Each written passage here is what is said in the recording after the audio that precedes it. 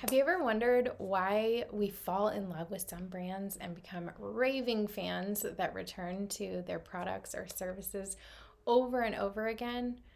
Do you ever wonder why you feel such a deep personal connection to some brands and not to others?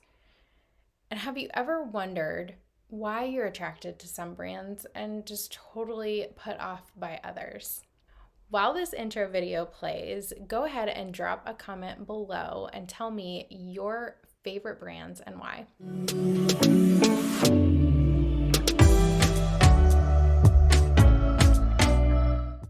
Hi, I'm Caitlin Johnson, branding expert and founder of Caitlin Audrey Creative.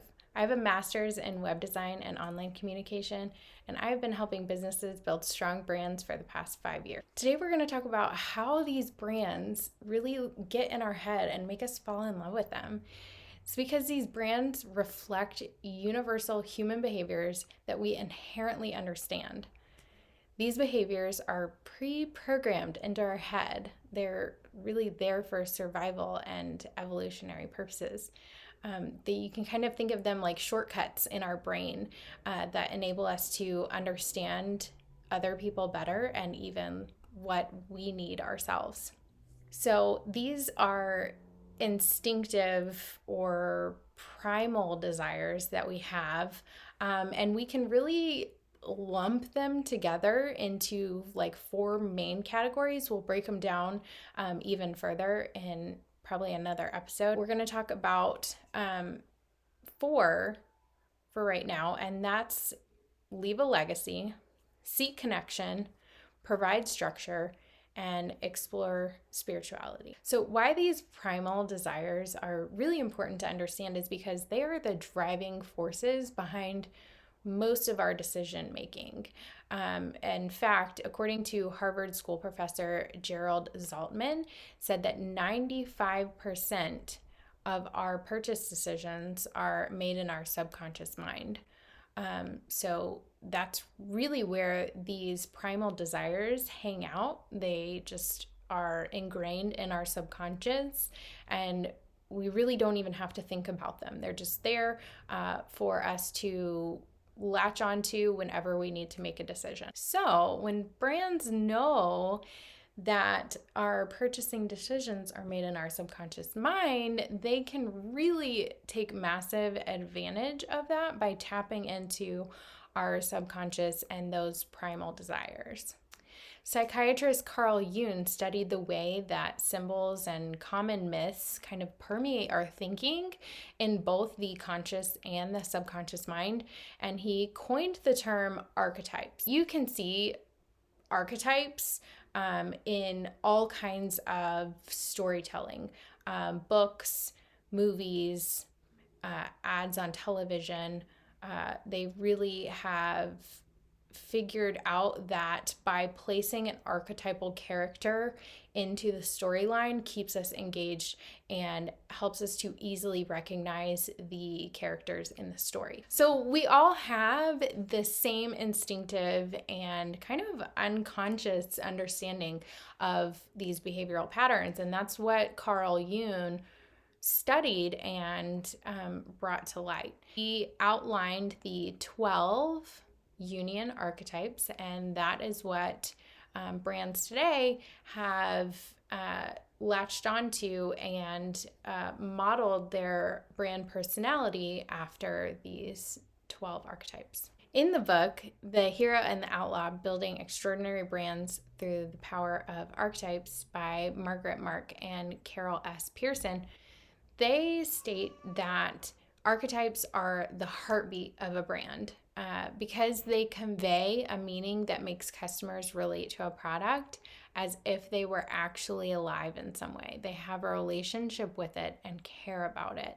So brands have been able to take these archetypes and really morph into a human and display these behaviors that we intrinsically recognize.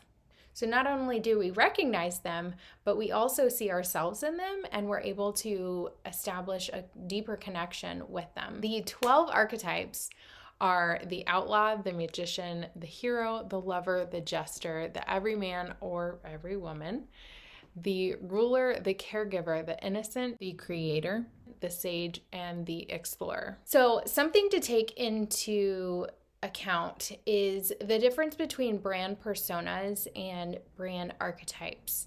Personas really are your demographics, your age, your gender, occupation, education. And the archetypes are the behavior. You can almost think of them as like the soul of the audience. It's their known behaviors that are rooted in a universal truth that we can all understand and recognize. So I know you're like really excited now that you have all this information about how your brand can kind of morph into this human-like figure and we can connect with it and fall in love with it, but you have no idea how to pick an archetype for your brand, right? So I'm going to tell you a few key things that you need to do in order to pick out the perfect archetype for your brand. If you are getting serious value out of this video, give me a thumbs up. If you're not liking this content, go ahead and give me a thumbs down. That's okay too. First, you'll want to understand each archetype. Don't just go off the name. Take some time to really look at the beliefs, the drivers, and the fears, and the strategies behind each archetype.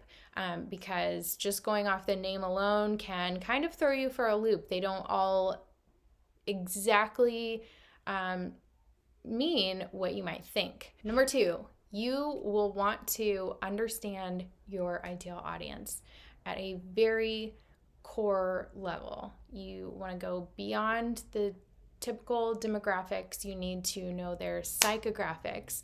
You got to go deep. You need to know what keeps them up at night, what makes them cry.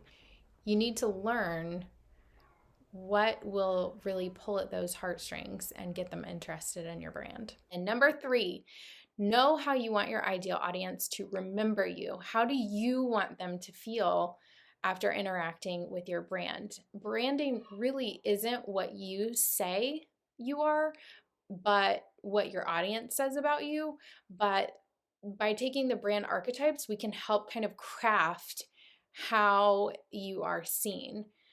So it's a little trick or marketing hack, if you will. So to wrap things up, Brand Archetypes provides a way for your brand to buy real estate in the subconscious minds of your ideal audience, which, as we've already discussed, is the part of the brain that they use to make their purchasing decisions, which turns into more revenue for you.